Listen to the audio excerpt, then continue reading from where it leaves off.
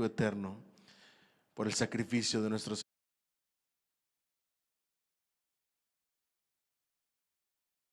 Un fuerte aplauso al Señor, por favor, si son tan amables. Gracias a todos por estar aquí. ¿Cuántos agradecidos hay? Amén. Qué glorioso tiempo de oración el Señor nos ha regalado. Amén. Déjenme decirles que ya no es algo que se vea muy... Si quieres se lleva el iPad para que lo carguen allá, mi hermano. No es algo que se vea muy común en las iglesias, la oración, pero mientras Dios nos tenga con vida, vamos a seguir cultivándola. Me dicen amén y le dan más fuerte ese aplauso al Señor, por favor. Aleluya. All right. Bueno, les voy a pedir por favor que vayan conmigo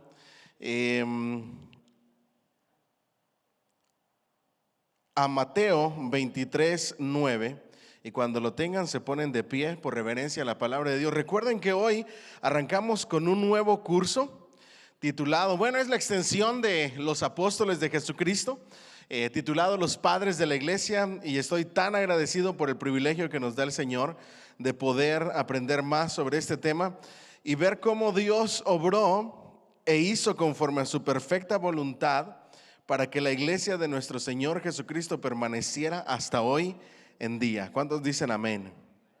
All right. Mateo 23, ¿qué les dije? 9, ¿verdad? 23:9. Dice así, ¿ya lo tenemos? Para honrar al Padre, al Hijo y al Espíritu Santo.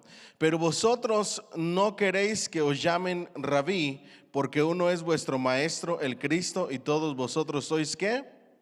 Hermanos. Ese fue el versículo 8. Y no llaméis Padre vuestro ¿a quién? A nadie en la tierra, porque uno es vuestro Padre, el que está en los cielos. Que el Señor añada bendición a su palabra. Pueden sentarse dando un fuerte aplauso al Señor, por favor. All right. Vamos a hablar acerca de los padres de la iglesia y vamos a arrancar de un solo con una controversia. Diga conmigo la controversia. Y la controversia es sobre llamar o no a alguien mi padre espiritual. Yo no sé si ustedes han escuchado cristianos que les dicen a ciertos pastores, a ciertos ministros, y les dicen, es que él es mi padre espiritual, él es mi papá espiritual. Y hay cierta controversia que hoy me gustaría aclarar. Desde los padres de la iglesia existe esta controversia, y cómo es que pensaban los padres de la iglesia. Para los que ya tienen su libro de estudio, lo puede conseguir en Amazon, si acaso no lo ha conseguido. Los maestros después lo van a tener, que estamos un poco tarde, ¿verdad? Pero puede ir ahí a la página 19, los que ya tienen su libro de estudio, y arrancamos en el primer párrafo donde dice: el título honorífico de padre obedece a ideas tomadas de la vida común, ¿verdad? Y de la cultura religiosa de la época. El padre es el primogenitor de la familia, la cabeza, diga conmigo, la cabeza, a quien compete la preocupación por ella y su dirección. Diga conmigo, preocupación por la familia, pero con ganas, dirección para la familia, protección para la familia, guianza para la familia, cuidado para la familia. Eso es lo que hace un padre.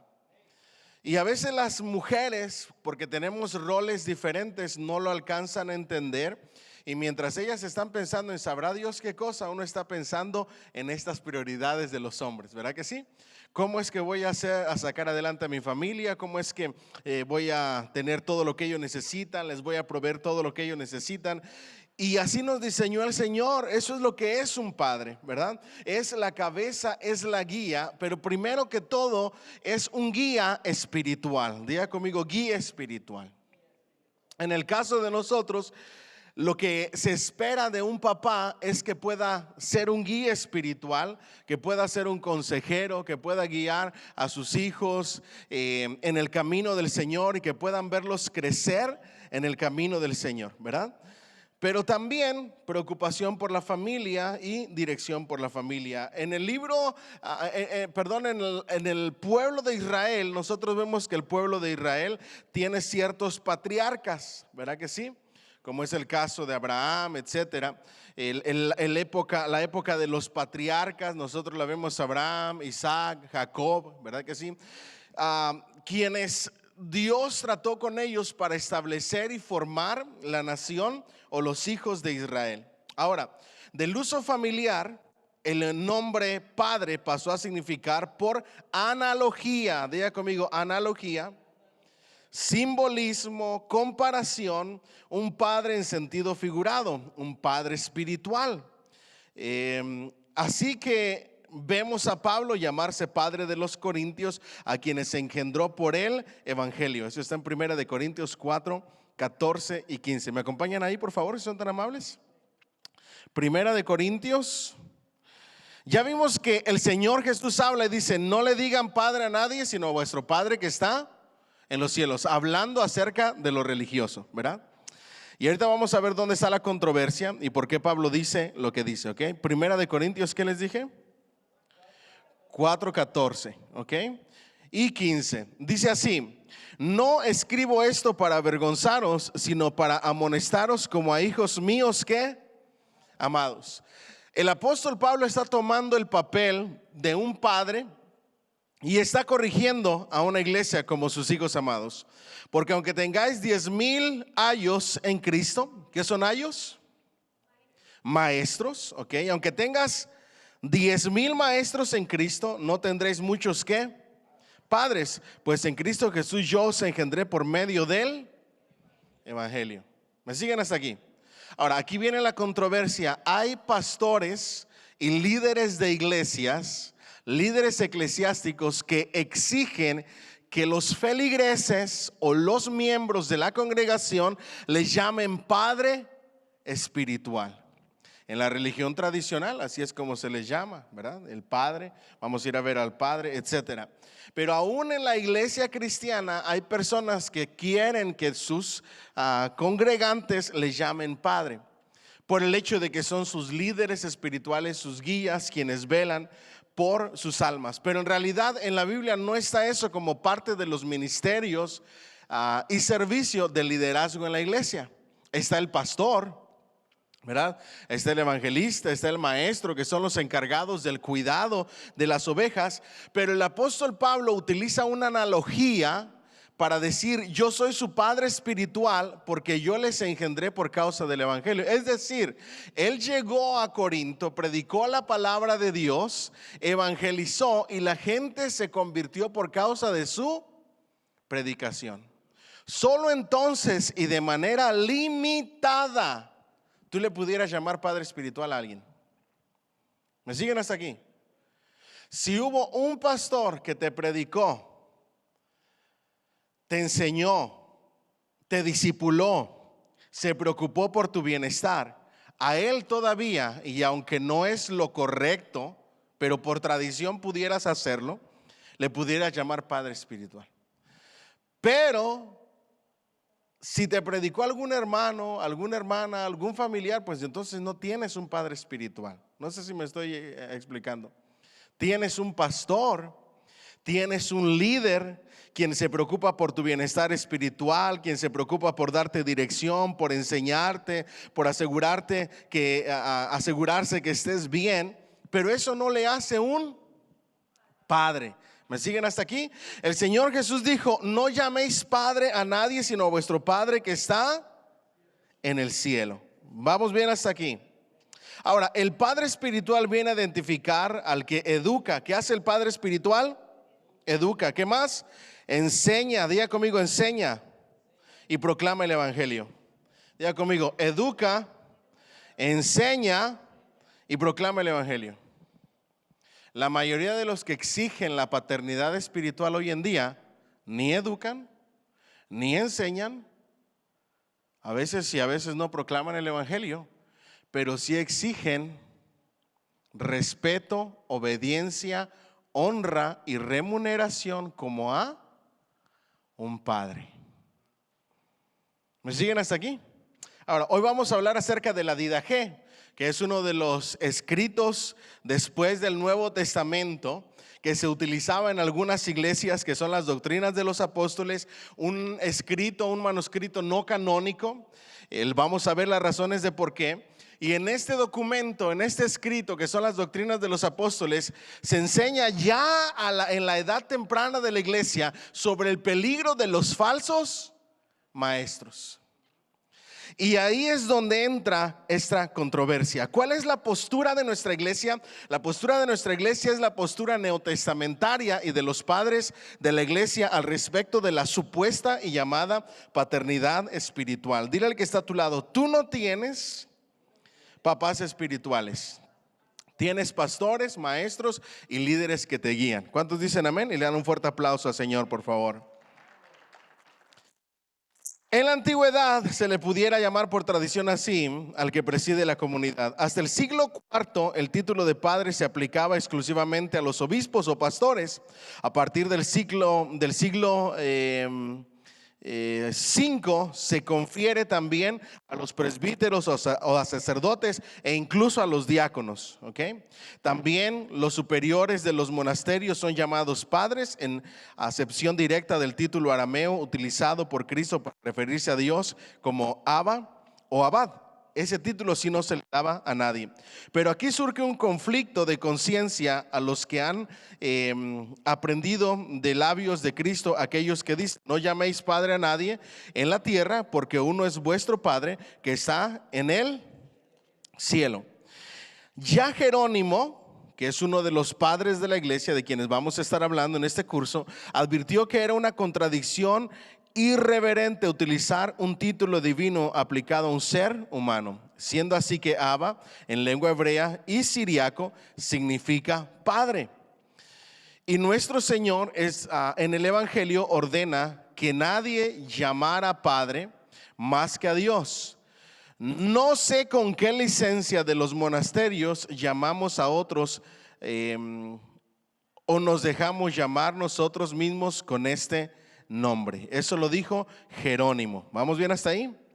Pacomio, que es otro de los padres de la iglesia en esa época, dice: por su parte dice, solo Dios es Padre.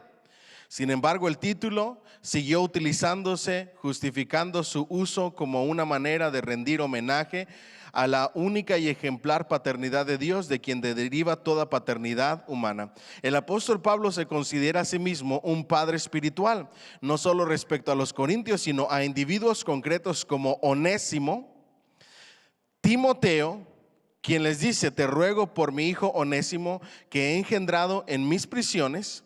Timoteo, verdaderamente hijo en la fe. Ahora, si nosotros quisiéramos engendrar hijos espirituales, la única manera de engendrar a un hijo espiritual se llama mentoría. Diga conmigo: mentoría.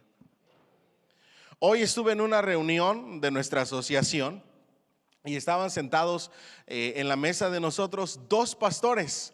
Uno de ellos es un pastor vietnamí que vino a uno de nuestros cultos, que estaba aquí sentado, el único, ¿verdad? Y no hablaba español, solamente inglés. Él encantado tomando video, enseñándoselo a su iglesia. Lo bonito de esto es de que estaban sentados dos ahí, este pastor y estaba un hermano vietnamí más joven. ¿Qué tendría, Pastor Miguel? Unos 30 y pico, ¿verdad? Por ahí, más o menos de sus 30. Entonces me dice el pastor más joven: él es mi pastor y fue mi pastor por 7 años. Él se retiró del ministerio y ahora yo soy el pastor principal y él es mi pastor mentor. Fíjense qué bonito.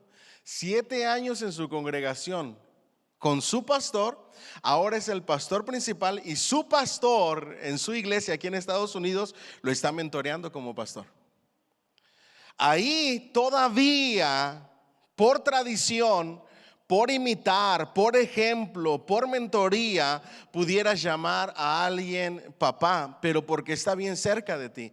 Desafortunadamente en este país es tan difícil tener o hacer mentoría con las personas, porque a veces las personas se la pasan demasiado ocupadas.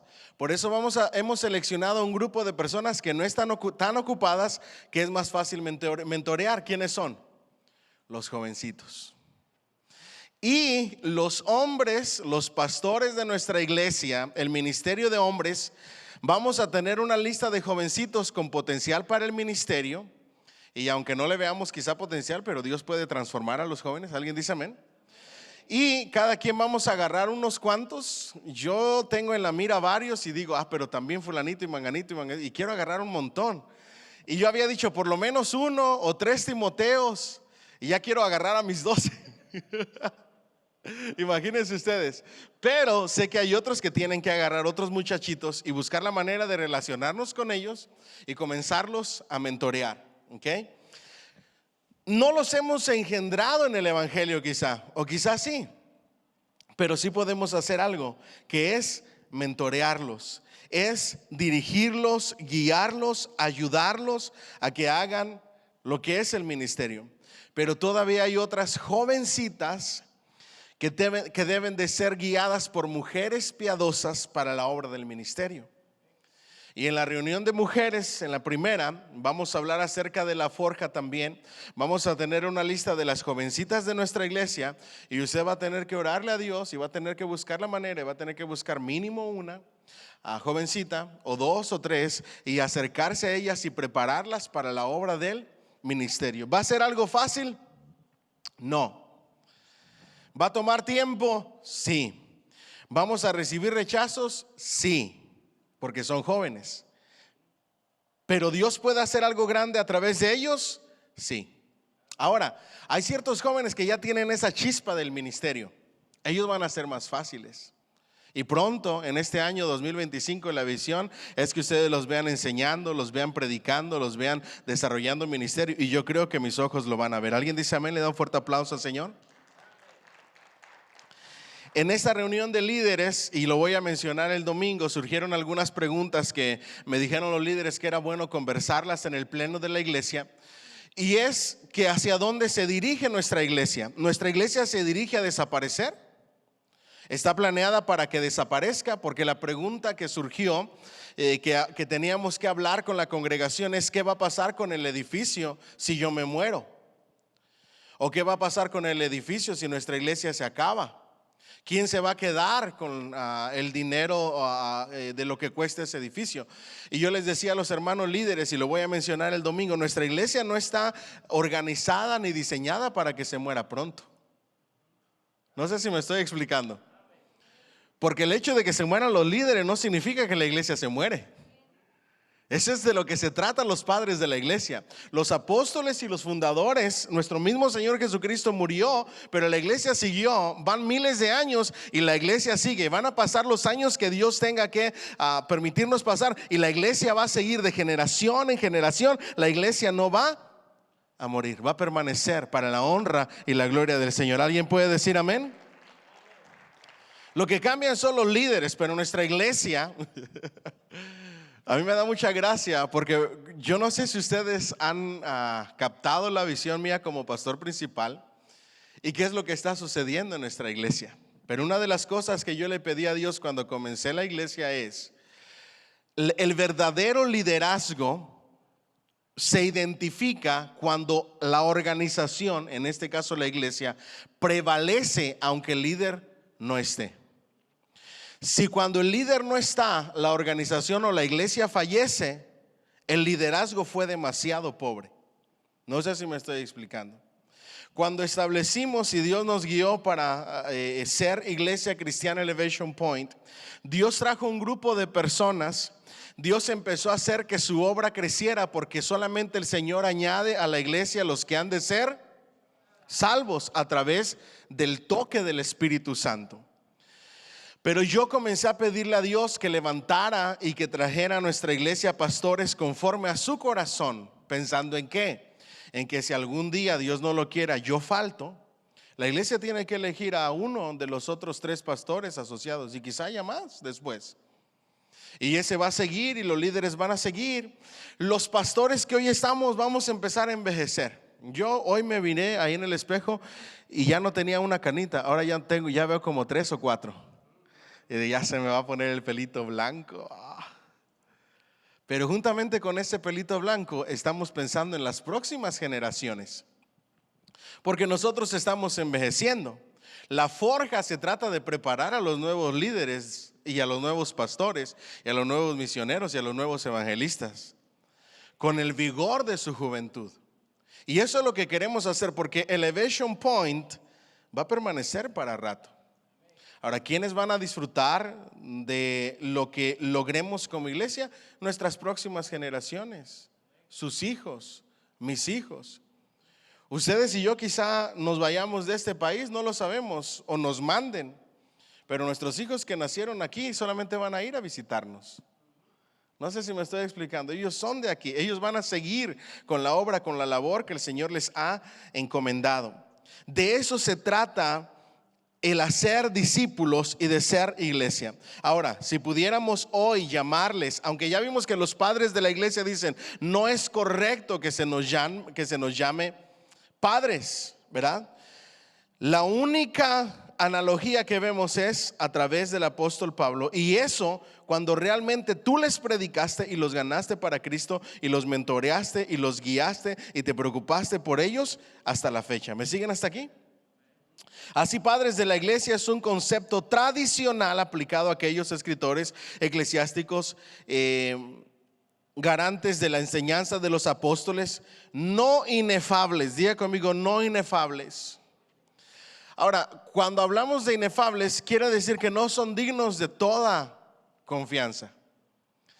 Porque hay quienes, la iglesia tradicional para ser específicos, comienzan, por ejemplo, hoy vamos a hablar de Clemente de Roma. La iglesia tradicional dice que él es el sucesor del papado del apóstol Pedro en Roma, del Papa. ¿Ok? Papa es representante de Cristo. Ese es un título demasiado grande que no lo vas a encontrar en la Biblia y nadie se lo atribuye, ni mucho menos papá ni representante. Todos nosotros somos embajadores de Cristo, pero no Cristos aquí o un solo representante. ¿Me siguen hasta aquí? Entonces, de manera tradicional se aplica a aquellos, pero no son inefables, pues en todo momento se refieren y han de atenderse a la autoridad superior y última de las Sagradas Escrituras. La regula fidei del cristianismo, cuando un determinado padre de la iglesia está de acuerdo plenamente con la escritura, es testigo auténtico de la fe y de la doctrina de la iglesia. Por eso, a partir del siglo IV, los obispos que se habían significado de manera especial en la transmisión, explicación y defensa de la fe recibieron el título de padres de la iglesia o de santos padres. Aquellos que transmitieron la fe, explicaron la fe y defendieron la fe de las sagradas escrituras de manera tradicional, se les dio el título de padres de la iglesia, solamente por tradición. ¿Qué pensaban ellos? Que era mejor no llamarles así. ¿Me siguen hasta aquí? Los padres de la iglesia son testigos privilegiados del cristianismo temprano. Ya vimos que algunos de ellos eran discípulos directos de los apóstoles. ¿Qué pasó cuando los apóstoles empezaron a morir? Cuando los discípulos empezaron a morir, cuando se desató la persecución. ¿Cómo prevalecieron en contra de las herejías? Eso es exactamente el legado que dejaron los padres de la iglesia. Esto ha hecho posible un mayor conocimiento de los orígenes cristianos, del génesis y de la evolución histórica de diversas cuestiones y doctrinas contenidas en las escrituras. Ahora yo les hago una pregunta. ¿Cómo crece una iglesia? Porque esa es la pregunta que nos hemos hecho durante todos los tiempos, porque el llamado de nosotros es ir, predicar el evangelio y hacer ¿qué? Discípulos. La visión 2025 de nuestra iglesia es cómo hacer, y la respuesta las vamos a estar recogiendo el próximo domingo, ¿se recuerdan, verdad? Yo creo que ustedes ya oraron, ya tenemos mucho tiempo anunciándolo. Yo creo que ustedes ya escribieron lo que Dios les dijo, cómo lograr ser una iglesia con una cultura completamente evangelística, con una pasión y compasión por las almas. Cuando nosotros hablamos de cómo la gente viene a los pies de Cristo y cómo la iglesia ha prevalecido por más de 2000 años, tenemos que regresar a las escrituras. La iglesia no debe de ser o la esencia de la iglesia, déjenme lo pongo en estas palabras, no es que sea divertida. No sé si me estoy explicando. Porque hay iglesias que piensan que mientras más espectáculo haya, como un show de Las Vegas o como un show de Disney, entonces la gente más va a venir y se va a impresionar. Pero a pesar de todos los shows, de todo el entretenimiento, de todo lo que los supuestos sistemas modernos nos enseñan para el crecimiento y las conversiones de las almas, nada está más alejado del libro de Hechos. Y esto lo entendieron los padres de la iglesia. Dice la escritura en el libro de Hechos que ellos perseveraban, diga conmigo, en la doctrina. ¿De quiénes? De los apóstoles. ¿Qué hicieron los padres de la iglesia para poder seguir creciendo y que la iglesia se mantuviera unida? Perseverar en la doctrina. ¿En qué más? En el partimiento del pan. ¿Cómo se hacía la Santa Cena en la iglesia primitiva? ¿Alguna vez se lo ha preguntado o no? Porque en el Nuevo Testamento nosotros solamente tenemos Primera de Corintios y la imagen de la Santa Cena en los Evangelios. Pero la Didaché dedica capítulos enteros para la liturgia de la iglesia. Y de eso vamos a aprender hoy. ¿Cómo es que se celebraba la Santa Cena? Perseveraban en la doctrina de los apóstoles, en el partimiento del pan y en las oraciones. ¿Y qué pasaba como resultado de esas tres cosas? El Señor añadía cada día a los que habían de ser salvos. ¿Cuánto le dan un fuerte aplauso al Señor? ¿Quién lo hace? Diga conmigo, el Espíritu Santo. Esto es algo que tenemos que entender y que los padres de la iglesia entendieron. Ahora, esto ha hecho posible un mayor conocimiento de los orígenes cristianos, del génesis y de la evolución de la historia de las diversas cuestiones en la doctrina contenidas en las Escrituras. Los padres de la iglesia, la Biblia y su interpretación.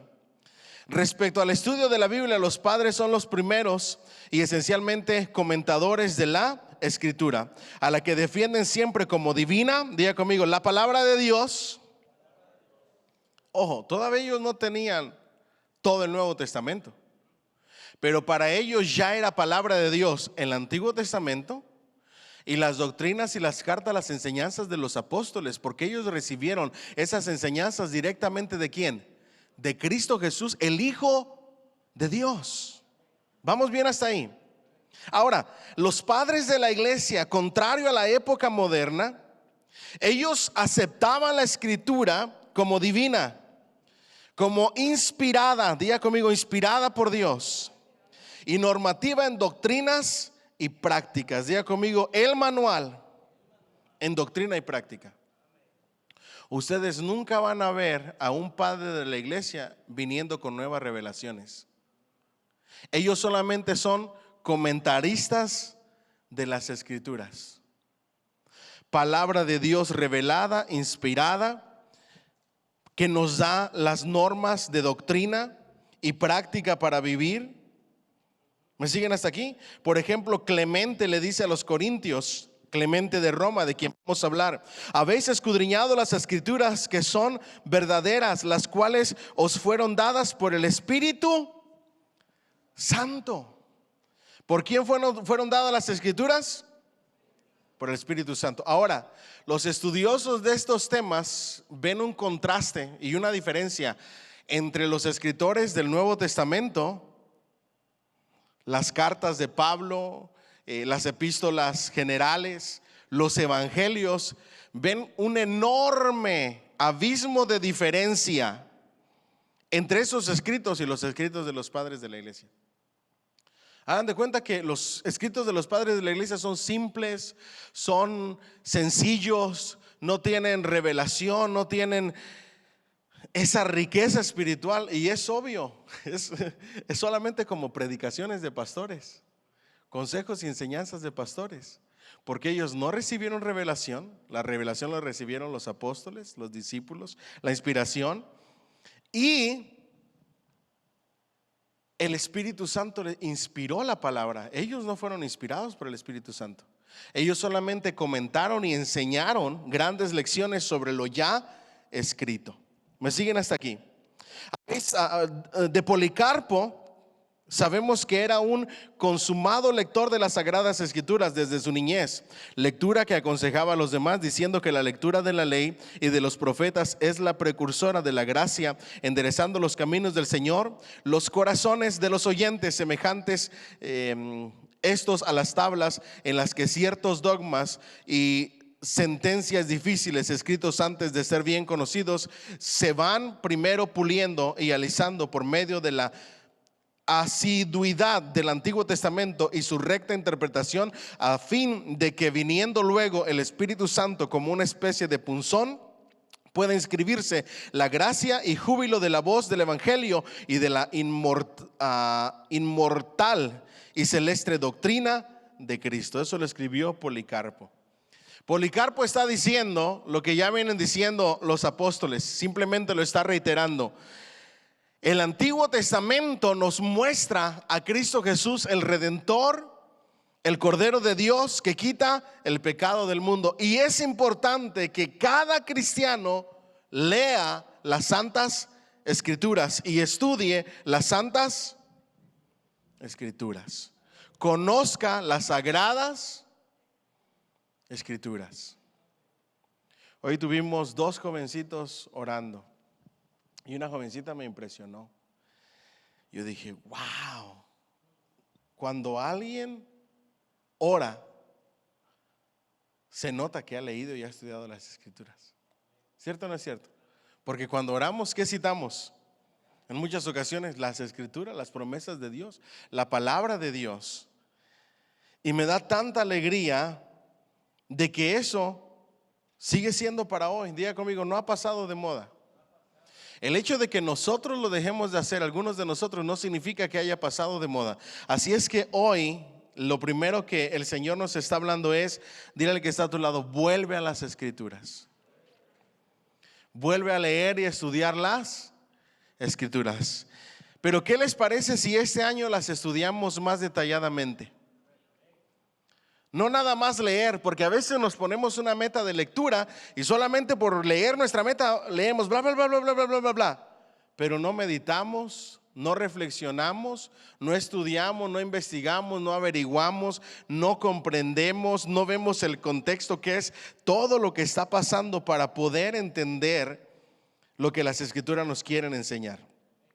Los padres de la iglesia en general, en su modo de encarar la Biblia, introducen un impulso de libertad en el pensamiento cristiano y un sentido de seguridad gracias a su decidido cristocentrismo. Diga conmigo, las Escrituras, y esta es una tremenda enseñanza que nos dejan los padres de la iglesia.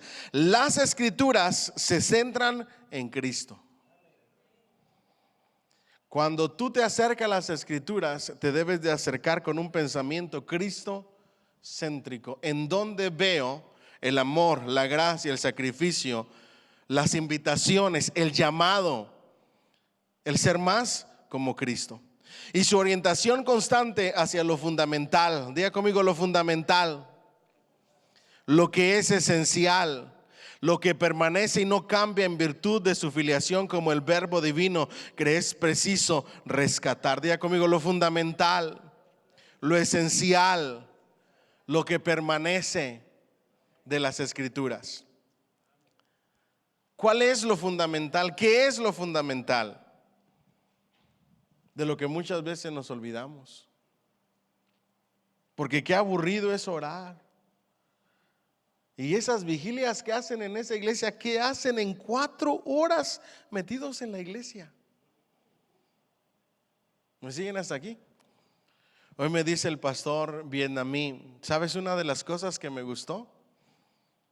Es que tu iglesia es una iglesia de 2 horas y media. Hoy todas las iglesias duran 1 hora y 15 minutos. El mensaje dura 20 minutos o 30 minutos. ¿Y saben qué le respondí hoy? Sin ninguna clase de pena, porque le pregunté, ¿y cuánto dura la tuya?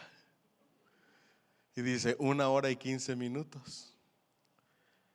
Y le digo, yo no sé qué podría decir y enseñar en 30 minutos. Porque hoy se nos ha olvidado que el domingo es el día del Señor. y lo queremos usar para nosotros. No nos basta con el lunes para mí, el martes para mí, el miércoles para mí, el jueves para mí, el viernes para mí, el sábado para mí, sino que ahora queremos el domingo para mí. Y lo hacemos con la excusa que es para mi familia. ¿Verdad que sí? Ahora, yo tengo un problema con eso, porque si tú descuidas tu familia de lunes a sábado y quieres usar el día del Señor para cuidar a tu familia, tú no tienes un modelo bíblico a seguir. Porque el Señor dice que trabajó, ¿cuántos días? ¿Y uno qué? Lo descansó de toda obra. ¿Me siguen hasta aquí? Ahora, cuando ustedes lleguen o lleguemos a un nivel económico de trabajar de lunes a viernes sin ninguna clase de problemas, yo les aconsejo que los sábados los dediquen para su familia, pero bien dedicados. ¿Y el domingo? Lo dice como con, come on, ¿no ha leído las escrituras o qué? Y se reunían en el día del Señor. ¿Y el domingo para quién es? Para el Señor. Pero nos aferramos tanto al cambio y a querernos adaptar a la cultura que estamos dejando a un lado las escrituras y lo que es ser iglesia. Les digo cuál es el problema. La mayoría de nosotros no nos detenemos media hora para cantarle alabanzas al Señor, aplaudiéndole y dándole toda honra y toda gloria. No los voy a hacer que levanten la mano, pero ¿quiénes de los que están aquí de lunes a sábado agarran 15 minutos para cantarle alabanzas en su cuarto, aplaudiendo y alabándole y exaltándole y cantándole a todo pulmón? No lo hacen, no lo hacemos. Ahora, ya con la adoración, todavía a lo mejor algunos de nosotros puede que agarremos una canción y levantemos nuestras manos, y si la canción nos toca, pues hasta lloramos, pero no dedicamos 10 o 15 minutos para adorar al Señor y ponernos de rodillas y levantar nuestras manos. Entonces tú estás vacío durante la semana y quieres permanecer vacío el domingo porque tenemos que hacerlo en una hora. Entonces nada más nos da tiempo para 5 minutos de una canción, 5 minutos de otra canción, 20 minutos de mensaje y vámonos. Porque todavía falta recoger ofrendas, hacer anuncios, etcétera. Y entonces tu vida espiritual, ¿cuándo la cultivas? Porque por tu propia cuenta es muy difícil que hagas lo que se hace en comunidad. Aunque no me digan amén. Pero nos estamos adaptando tanto que a eso se rehusaron los padres de la iglesia. Por eso traigo el tema a colación. Porque llegaron las herejías, las falsas doctrinas, los diferentes pensamientos. Se quería cambiar la liturgia de la iglesia. Y ellos dijeron, no, esto es lo que hemos aprendido y aquí nos vamos a mantener. Y punto. No importa lo que los demás hagan. Nos vamos a mantener aquí, y en donde nos vamos a mantener es perseverar en la doctrina, ser conocedores de la palabra. Perseverar en el compañerismo y formar una comunidad de fe, hermanos en la fe, y vamos a permanecer en las oraciones. ¿Me siguen hasta aquí? Hoy mientras estaba orando yo decía, y el Señor me ponía en el corazón, ¿y si hablo con 12 personas que separen tiempo todos los jueves a las 7? Que se comprometan con Dios y que se comprometan a ayudarme. Y que desde las 7 tengamos 12 personas aquí. Solamente 12. Tenemos más de 12. Pero que desde las 7 lleguemos 12 personas para orar y para interceder. Yo creo que haría una más grande diferencia en nuestra iglesia. ¿Saben por qué? Porque el poder de la iglesia, la perseverancia de la iglesia, el impacto de la iglesia está primero que nada en perseverar en la oración.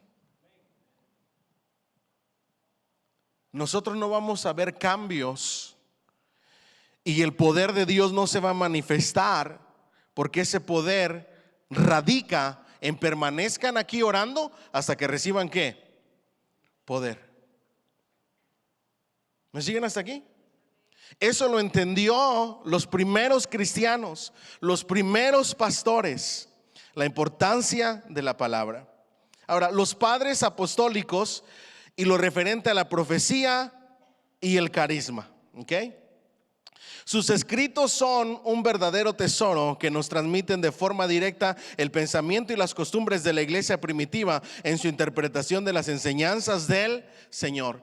¿Qué impacto en todos los tiempos o qué época de la historia la iglesia ha tenido mayor impacto?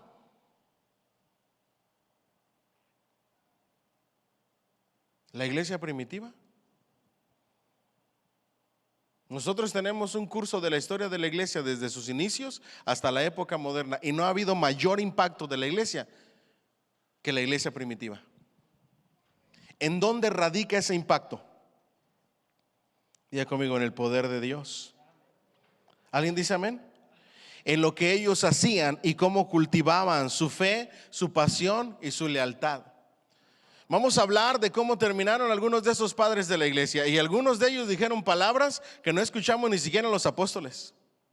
Uno de ellos dijo: ahora voy a ser aplastado, ahora voy a ser molido como el trigo, y es un privilegio para mí padecer por la causa de mi Cristo y morir por la fe en mi Cristo Jesús. Y les gritaban a aquellos que les lloraban: no se preocupen por mí, porque es para mí un privilegio entregar mi vida por mi Cristo. Esos son los padres de la iglesia. Esa es su entrega, esa es su pasión. Hoy los cristianos de hoy en día, tú les preguntas: ¿qué estás dispuesto a hacer por Cristo? Y ni siquiera son capaces de levantarse de la comodidad de su cama porque hace frío para hacer ministerio. Ahora, no vamos a ser inconscientes y les vamos a decir: hey, vamos a salir a evangelizar ahorita cuando está todo hecho hielo. No, porque eso también es falta de sabiduría. Pero ¿cómo es posible que prefiramos nuestra comodidad a hacer la obra de Cristo? ¿En qué momento en la vida del cristiano pusimos en segundo plano servir a aquel que nos salvó? A uno de los padres de la iglesia, cuando lleguemos a él, le preguntaron que si negaba su fe. Y el padre y este hermano, este pastor dijo: he servido a Cristo 80 y pico de años y ni una sola vez me ha fallado. ¿Cómo he de fallarle yo a él si lo único que me ha hecho es bien? Diga conmigo: ay, Señor. ¿Qué vemos en los padres de la iglesia? Vemos la entrega y la lealtad de los apóstoles, porque lo vieron de primera mano. Es un privilegio para mí morir por Cristo. Yo muero por Cristo. Niegas tu fe o te mueres. Me muero. ¿Qué pasaría hoy en día si nos hicieran esa pregunta? Si no eres capaz de dejar tu trabajo, no tu trabajo, los 80 o 100 dólares que te vas a ganar para salir una hora tarde y llegar a servir a Dios en la iglesia o escuchar su palabra, no eres capaz de negarte esos 100 dólares o negarte a salir de tu cama o negarte a salir de la comodidad. Es difícil creer que estarías dispuesto a entregar tu vida por Cristo.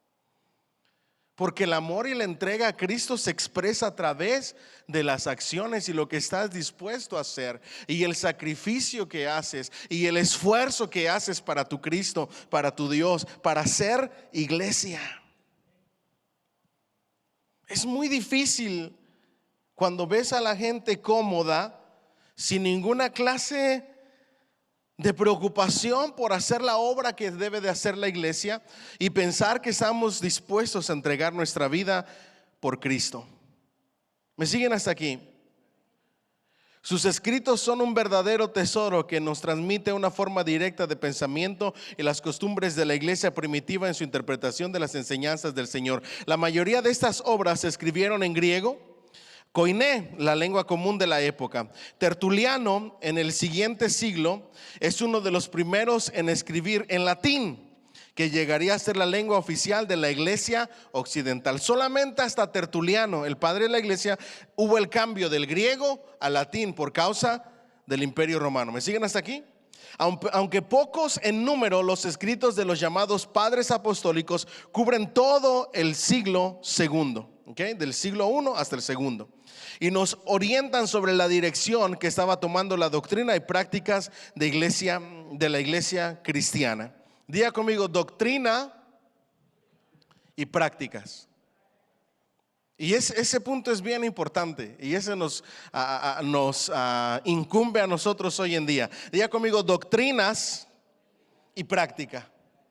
Del saber al hacer, del conocer al practicar.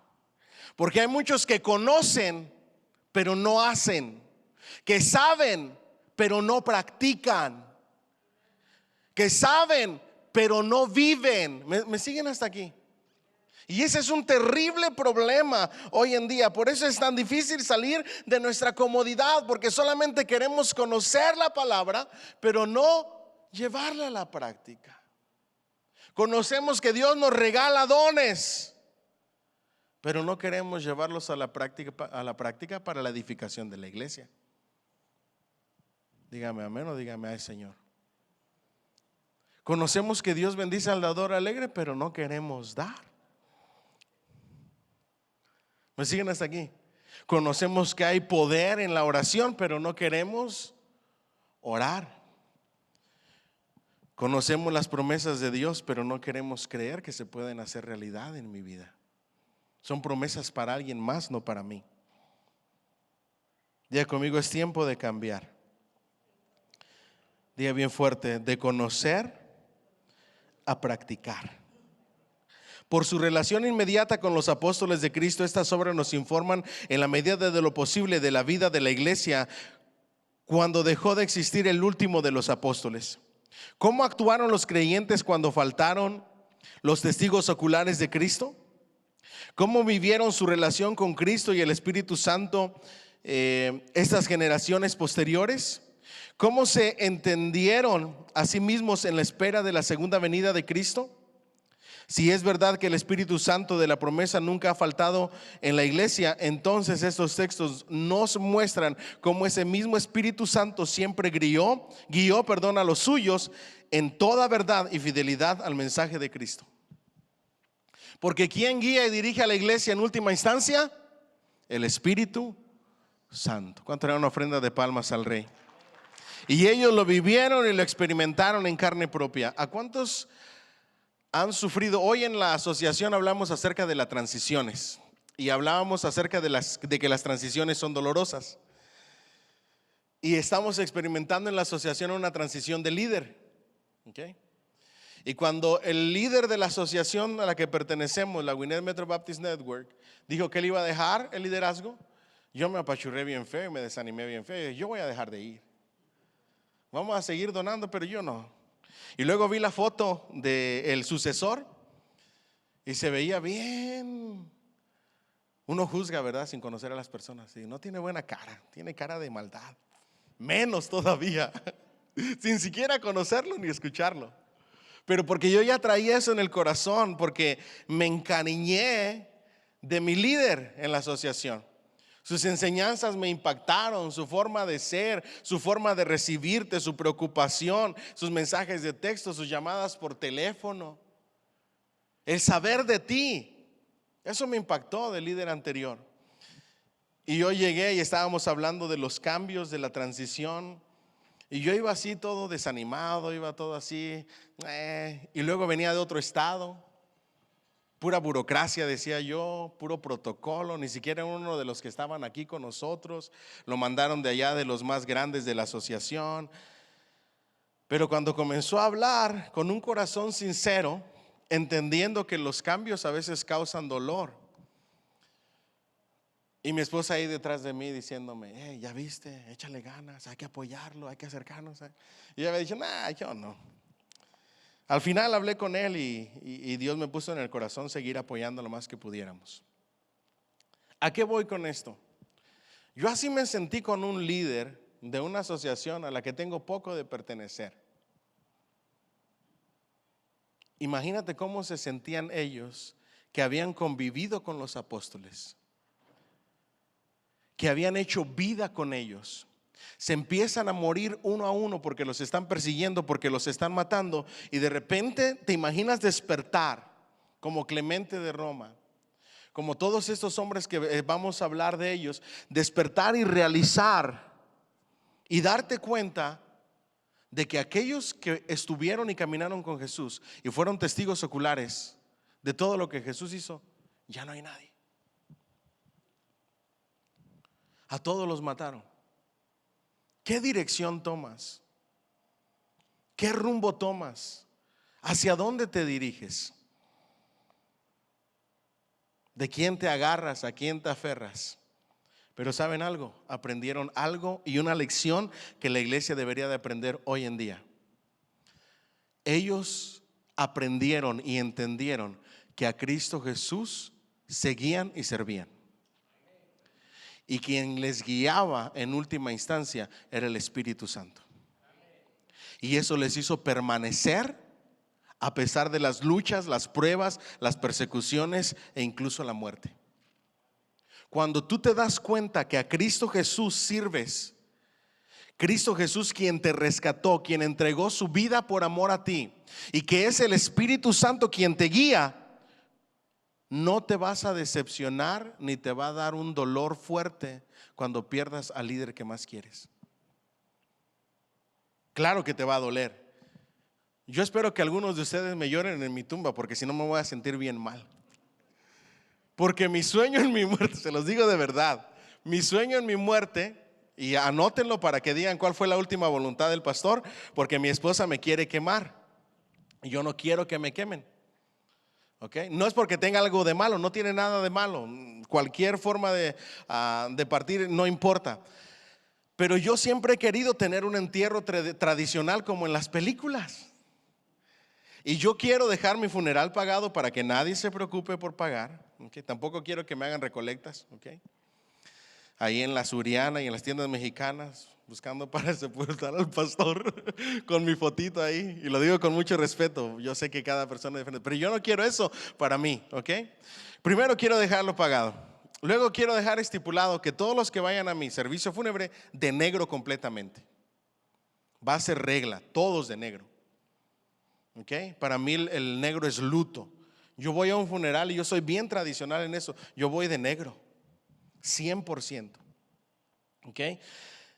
Y luego quiero que me entierren, y quiero que canten, y quiero que lloren, que les salgan lágrimas. Y quiero que me echen el primer puñado de tierra y que me avienten flores a mi tumba, y que me canten, y que canten cuando allá se pase lista. Así es como yo lo sueño. Cuando tú pierdes a alguien, un líder de quien te has encariñado, lógico que te va a provocar dolor. Sea que lo pierdas porque falleció, o sea que lo pierdas porque dejó el ministerio, o porque su vida tomó otra dirección, por supuesto que te va a doler. Pero no hay nada que se compare a entender que tu vida cristiana debe de seguir aunque ya no estén esos líderes. Porque si no, se hubiera acabado todo después de Jesús y los apóstoles. Pero la iglesia sigue hasta el día de hoy, porque la iglesia ha entendido que a Cristo Jesús, el Señor, servimos, que Él vive, está sentado a la diestra del Dios el Padre, y que dejó al Consolador para que nos guíe en todo este caminar que Él nos ha encomendado. ¿Cuánto dan un fuerte aplauso al Señor? Entonces ahí ya no hay lugar para el desánimo. No, es que el pastor esto, no, es que el pastor lo otro, no, es que el pastor aquello. Es que no sigues al pastor, sigues a Cristo. Es que tu guianza es la palabra y es el Espíritu Santo. ¿Me dicen amén? Los seres humanos nos equivocamos, fallamos, cometemos errores. Las personalidades son diferentes. Hoy se estaba burlando en esta semana mi niña de mí, porque como no hubo escuela, pues se la pasaron ahí conmigo, ¿verdad? Y una de ellas me dice: papi, yo pensaba que era normal que los adultos no tuvieran amigos así como tú. porque no convivo mucho con la gente. Ustedes saben que a veces la gente convive mucho entre sus amistades. Pero fui con una amiga y le pregunté, y dice que sus papás iban a ir a visitar a unos amigos, y yo no he visto que tú hagas eso. Y yo pensé que era normal. Le digo, honey, es que cada personalidad es diferente. Yo le digo a la gente que yo voy a estar ahí en el momento en que me necesiten. Y trato de conversar con la mayor cantidad de gente con la que puedo. Pero para mí la verdadera amistad es estar presente cuando se te necesita. Y extenderte la mano cuando más la necesitas. Para mí la verdadera amistad no está en las palabras y en el apapacho y en el vamos a comer todos los domingos juntos. Para mí no está ahí la amistad. La amistad verdadera está cuando todo el mundo te da la espalda y no se aparece. El verdadero amigo ahí aparece. Y yo quiero estar ahí con ustedes, aunque todo el mundo les dé la espalda. Cuando todo el mundo desapareció, cuando todo el mundo te quitó la mano, ahí voy a estar yo. Esa es la verdadera amistad para mí. Personalidad, lo que ustedes quieran. ¿A qué voy con esto? Tu vida cristiana no depende de los que están a tu alrededor. Es importante vivir en comunidad, pero tu vida depende de seguir a Cristo, sus enseñanzas y el poder del Espíritu Santo que te guía. Porque de lo contrario, tu vida cristiana se te va abajo. ¿Alguien dice amén? Dáselo más fuerte al Señor. Esto lo entendieron los padres de la iglesia. Los apóstoles Pablo en concreto tuvieron un interés particular en formar hombres fieles, y esta es la clave, que a su vez fueran capaces de enseñar a otros. Vayan conmigo a segunda de Timoteo, primera, segunda. Déjenme ver.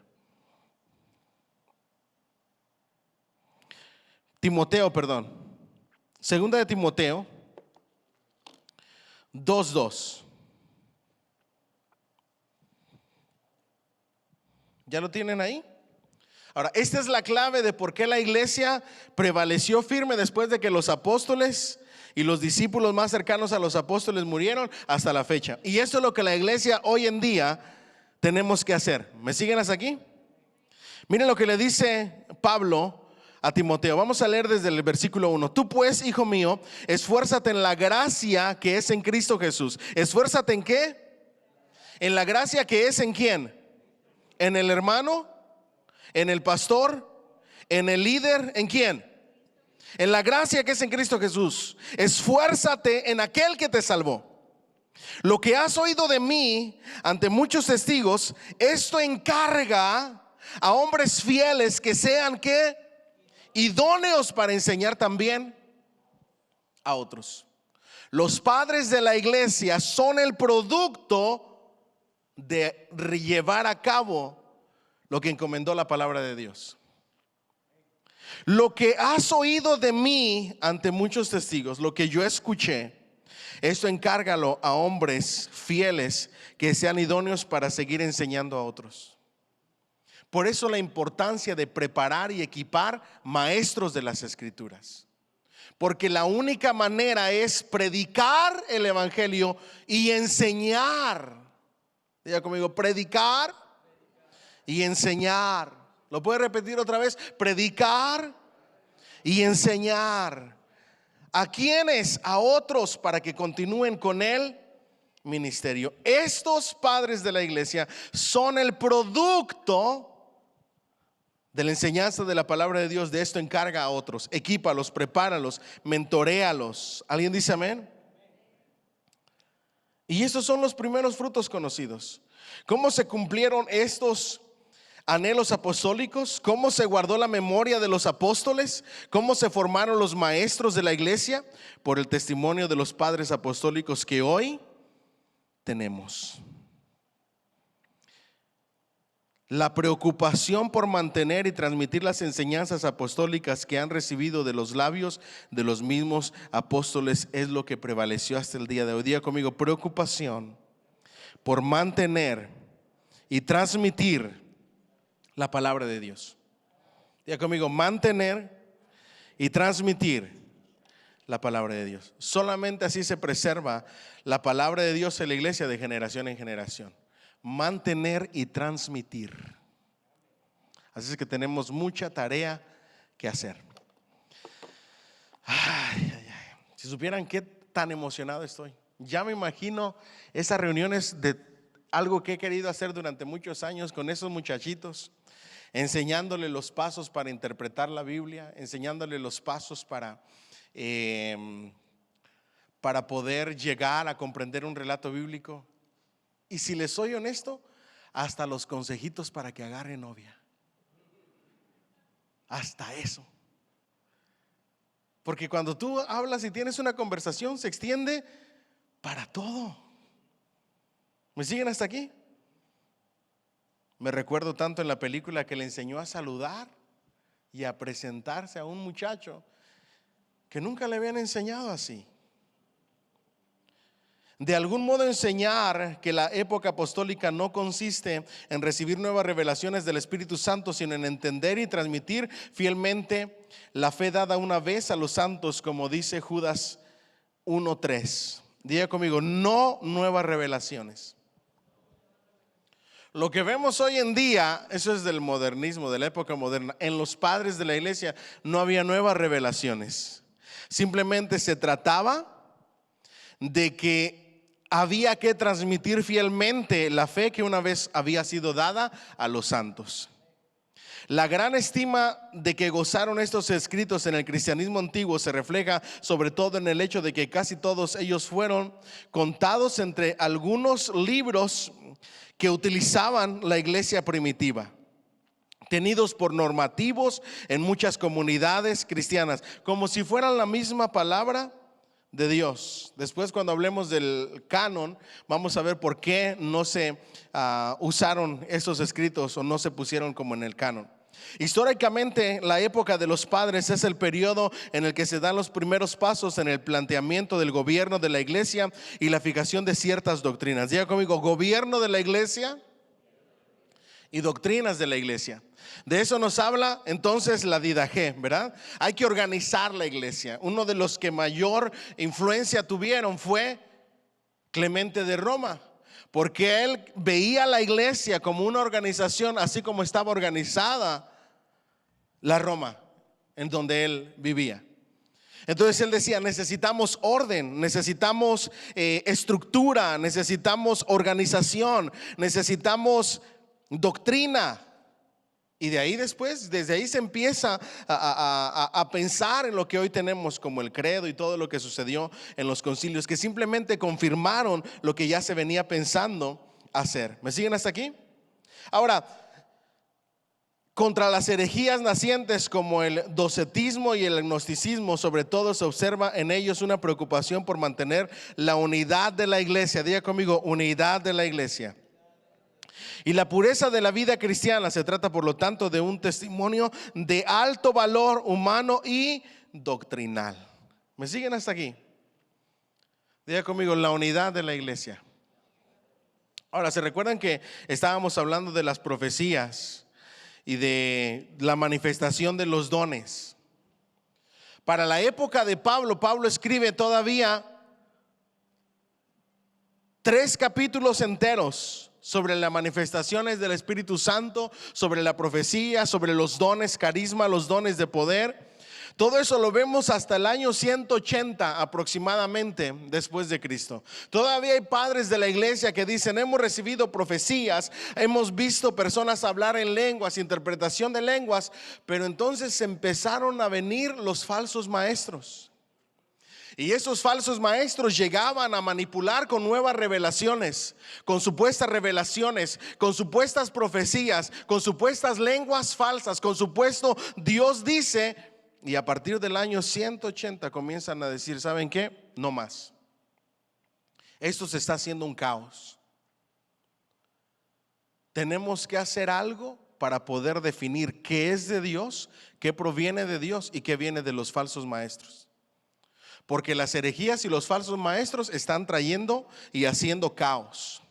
Vienen con nuevas revelaciones, vienen con visiones, vienen con sueños alejados de la doctrina bíblica. Entonces establecieron dejarse guiar solamente por las escrituras, no más. Ya se enseñó, los apóstoles directos de nuestro Señor Jesucristo pusieron el fundamento. No vamos a permitir que vengan falsos maestros, se introduzcan. Necesitamos unidad. Y para traer unidad necesitamos orden. Y para traer orden necesitamos un fundamento, una base que nos guíe, que nos dirija, que sea nuestra norma de conducta, de vida y de doctrina. Y es la Escritura.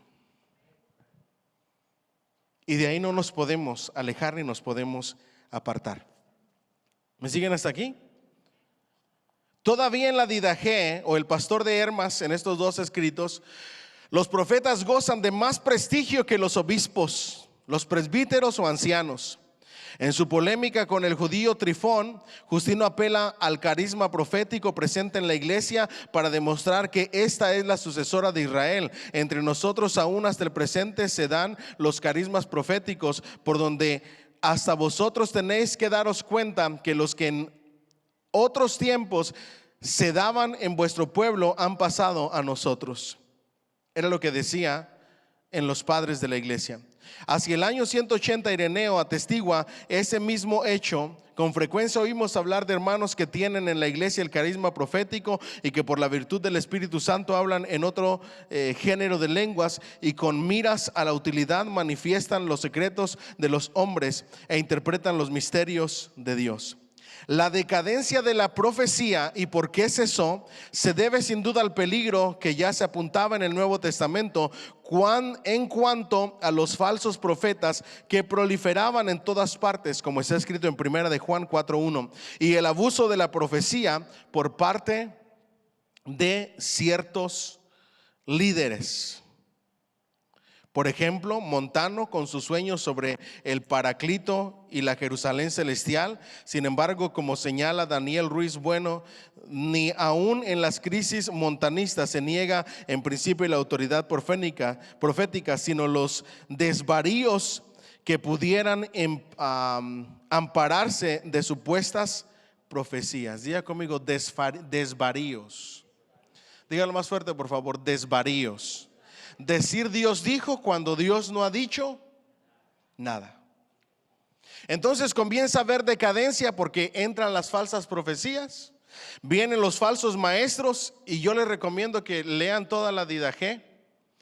En un capítulo de la Didaché dice: así van a distinguir a un falso maestro. Si el falso maestro se queda, si un pastor, un evangelista, un maestro, alguien que supuestamente tiene autoridad apostólica, viene y se queda un día con ustedes, está bien. Si se queda 2 días, está bien. Si se queda en su casa 3 días, está bien. Si se queda más de 3 días, ya váyanlo viendo, porque ya está dando señas de que es un falso maestro.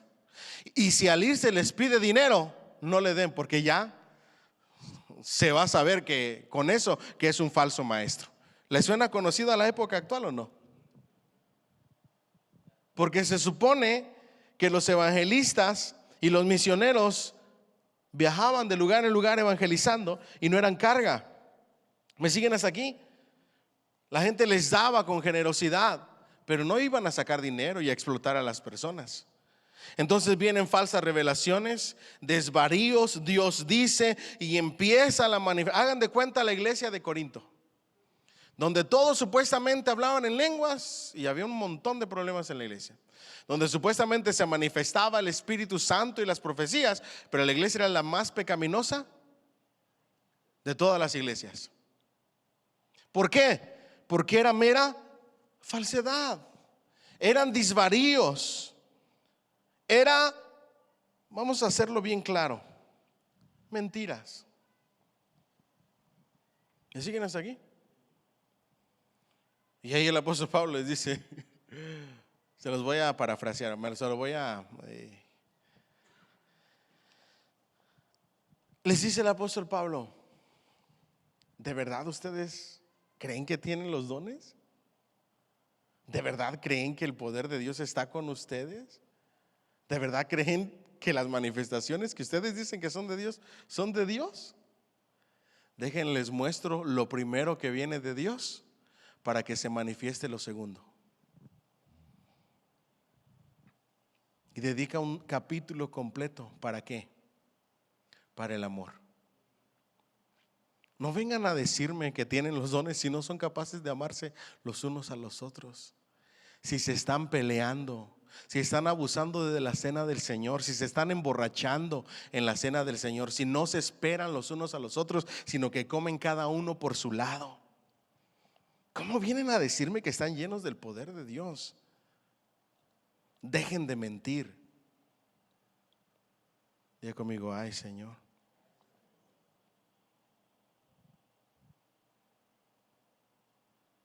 Diga conmigo, primero el fruto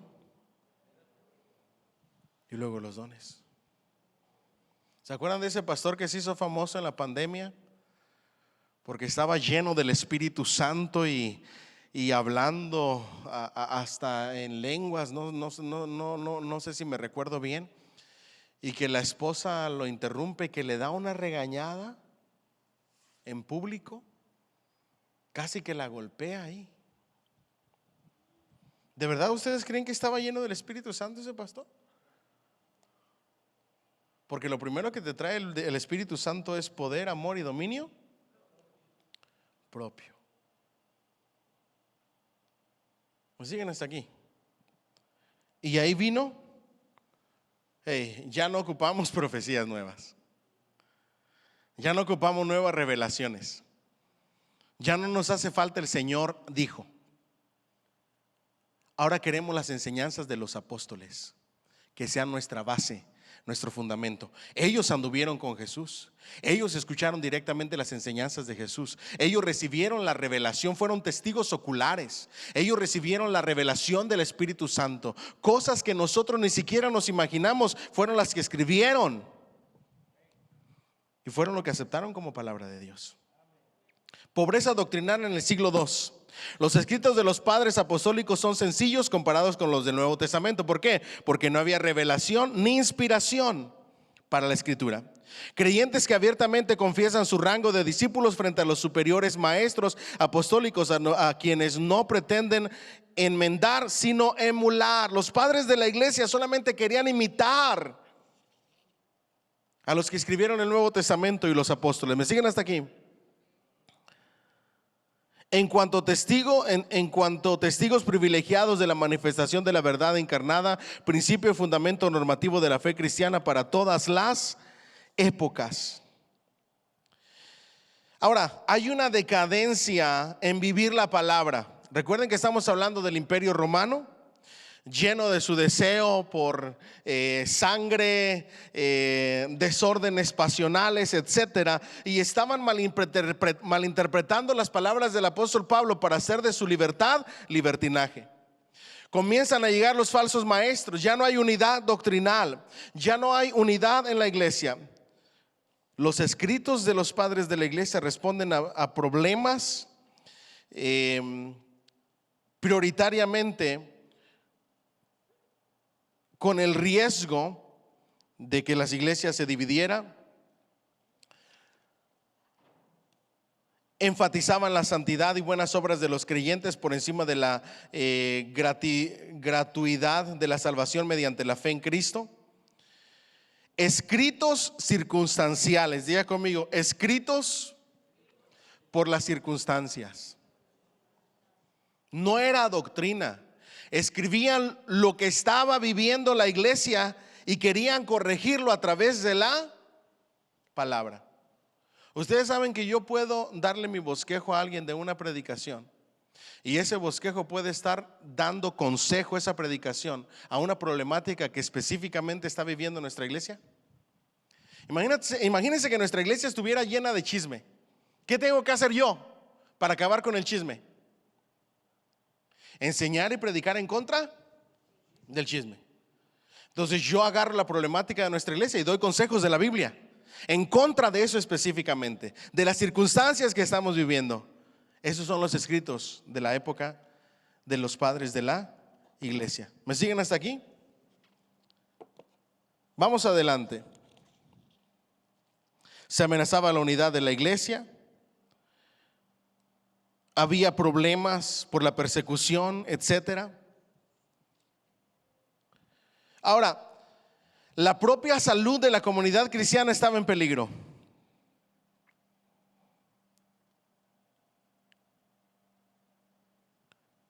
Soporta a todos como el Señor te soporta. Toléralo todo con amor, tal como haces.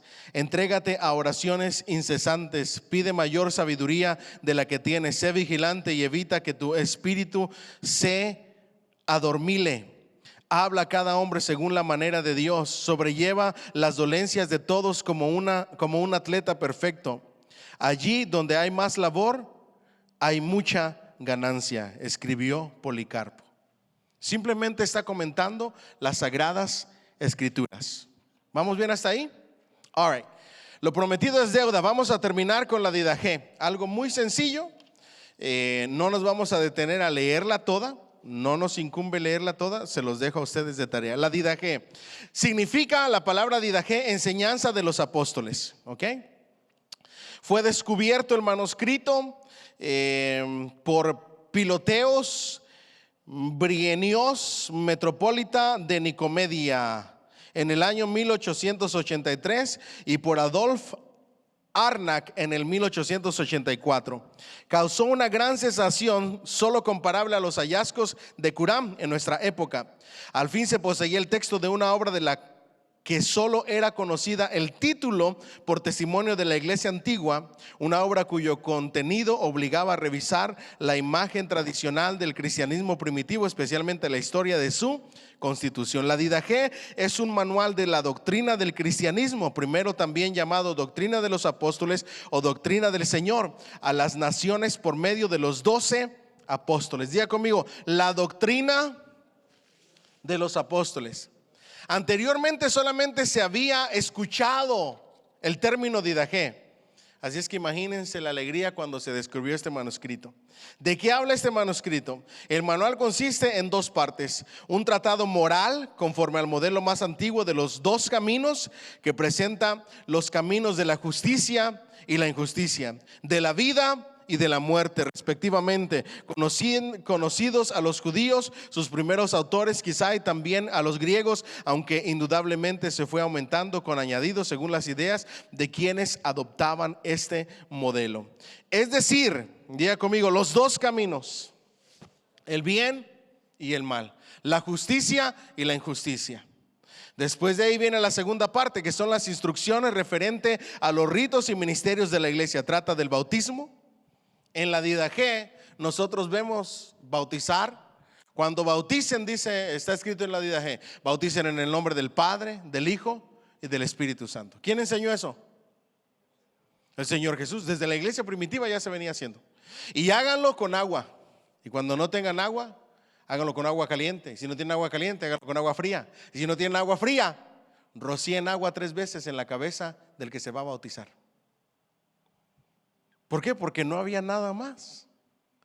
Entonces se dedica a hacer instrucciones y a dar instrucciones sobre liturgia, sobre culto en la iglesia primitiva, sobre lo que ya se venía haciendo, pero que tenía que llegar a ciertas comunidades, incluyendo comunidades rurales.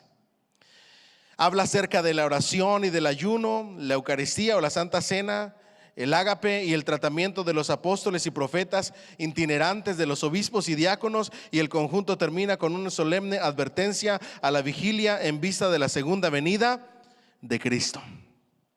La Didaché define los 2 caminos como caminos de vida y de muerte, mientras que Bernabé se refiere a ellos como luz y oscuridad. Que la carta de Bernabé incluye una parte de la Didaché.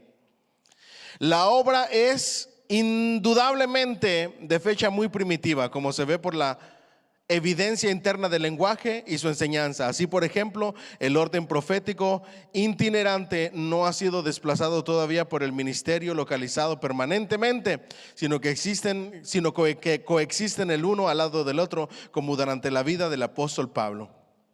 En segundo lugar, el episcopado nos ha pasado a ser todavía universal. La palabra obispo se usa como sinónimo de presbítero, y el escritor, por lo tanto, un obispo con diácono, como lo hace Pablo. Bajo circunstancias similares, ambos son elegidos por la comunidad mediante la ordenación. En tercer lugar, por la expresión, después de Hebreos saciado, se ve el ágape, sigue siendo parte de la cena del Señor. Finalmente, la simplicidad arcaica de sus sugerencias prácticas solo es compatible con la más tierna infancia de la iglesia. Estas indicaciones señalan el primer siglo como la fecha de la obra presente. Alrededor del 70, no más del 100 después de Cristo. ¿Cuándo vino la persecución para la iglesia cristiana? ¿En qué año se desató? ¿Se recuerdan? En el año 70 después de Cristo. Todavía estaba vivo Juan escribiendo el Apocalipsis para cuando ya se había escrito la Didache, para ayudar a otras iglesias de cómo se debería de llevar el culto en la iglesia. ¿Me siguen hasta aquí? Ahora, ¿en dónde se escribió? Es muy probable que en Siria y en Palestina. ¿Qué sabemos del autor? Nada. Diga conmigo, nada. No sabemos quién lo escribió. Es muy probable que haya sido algún maestro de alguna iglesia. ¿Por qué no se incluyó en los manuscritos canónicos? Porque los manuscritos canónicos, una de las reglas para ser considerados como inspirados por Dios es que hayan sido escritos por algún apóstol o que la información haya sido dada directamente de un apóstol. Y de este escritor no sabemos quién fue. Sabemos que era un maestro, sabemos que tenía autoridad, porque los manuscritos van al grano y dicen así debe de ser. Pero nadie, ni un apóstol o profeta, puede quitar ni añadir a lo escrito. El redactor habla con autoridad, aunque no se presenta como depositario personal de una revelación. Diga conmigo, la palabra revelada. Y luego lo comenta. Él no dice, yo vengo con una revelación nueva. Simplemente les estoy enseñando lo que dice la palabra de cómo se deben de hacer las cosas. ¿Cuántos me siguen hasta aquí? Entonces, esa es la Didache, ¿ok? Habla acerca de el orden del culto, la liturgia, y vamos a cerrar o iniciar con Clemente de Roma, ¿ok? Porque vamos a hablar de lo que él escribió la semana que entra. ¿Me siguen hasta aquí? Clemente de Roma, ya lo vimos en el video. Existen muy pocos detalles históricos de la vida de Clemente. La tradición afirma que nació aproximadamente en el año 35 después de Cristo y que acompañó al apóstol Pablo en algunos de sus viajes y labores misioneras. Otros le han atribuido la escritura de Hebreos, pero no se sabe a ciencia cierta, ¿ok? Por otro lado, existen evidencias que sugieren que Clemente reemplazó al apóstol Pedro, ¿ok?, como pastor en Roma, ¿ok? Y es contemporáneo de los apóstoles y cuenta que él mismo fue testigo de la predicación de Clemente. Escribió 2 cartas a los Corintios, ¿ok? ¿Vamos bien hasta ahí? Después vamos a ver qué decían y de qué trataban esas cartas.